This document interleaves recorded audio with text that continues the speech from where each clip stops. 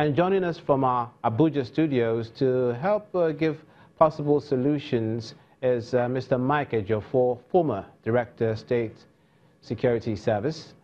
Thank you for coming on News Across Nigeria. Thank you. The country in the time past has played an important role in global security by constantly contributing troops for international peacekeeping missions as a member of the United Nations. But for some years now, Nigeria itself suffers from many security challenges. What do you make of the invasion of communities by Boko Haram, the herdsmen attacks, unknown gunmen, bandits?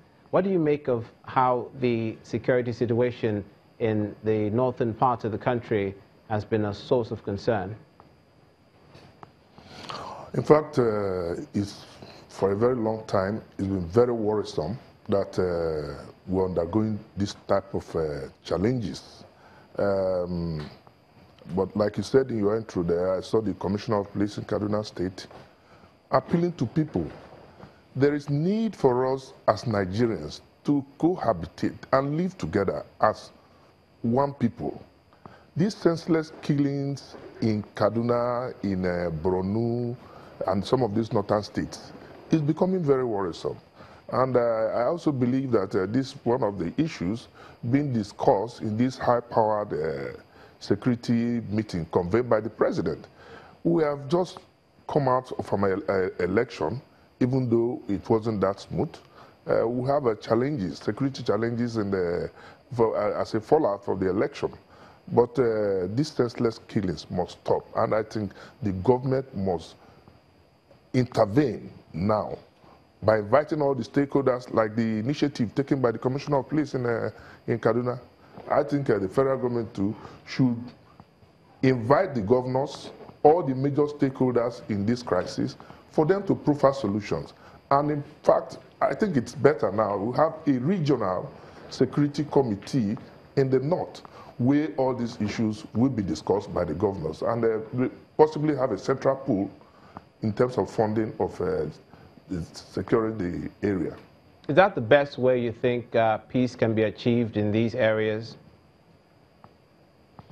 Well, it's one of the best ways. This dialogue is very, very important in this very challenge we are facing. Dialogue is very, very important. In addition, because the primary responsibility of government is provision of security and welfare of the people. So I believe that we should engage the stakeholders. Then the government should also take decisive action in fighting this. I am worried that when these attacks come, hardly are arrests made. So I think we need to change our strategy in fighting this scourge. And point there about not enough arrests being made of suspects, but you are an expert, you have worked in security agencies. What do you think are their major challenges, the security agencies themselves? You see, like security subsector should not be taken in isolation. We have a lot of challenges in other areas. We talk of agriculture, we talk of infrastructure, you talk of the economy.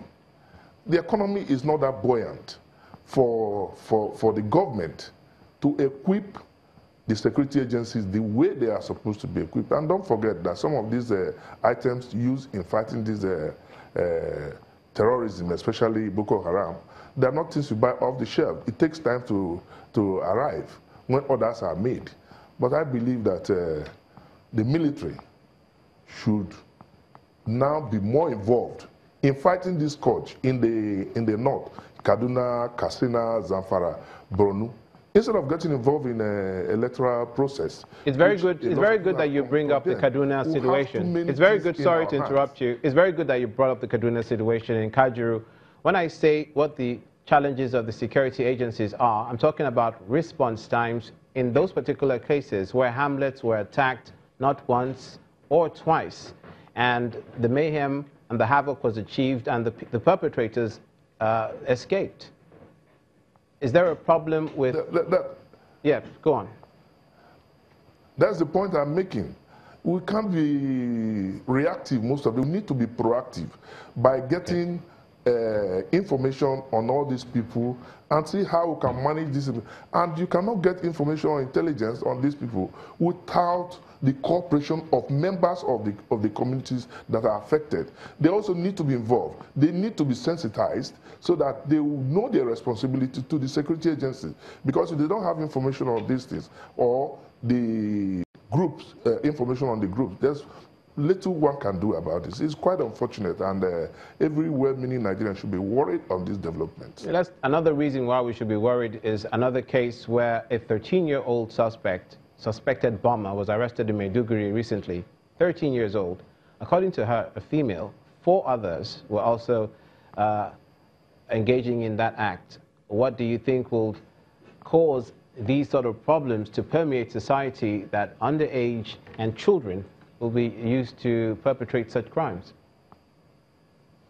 Yes, well, it boils down to what we are saying. You need extra vigilance on part of the people. If not for the vigilance of the people who are there, I don't think that arrest would have been made. Some of these people are also being used innocently without knowing the exact thing they are being used for. So the need for parents to also guide their children, watch their movement and see what they do. So it's a collective effort from all segments, from all stakeholders. We shouldn't be left for security agencies alone, because we cannot continue this way. Elections are over, and we need to consolidate on our democracy.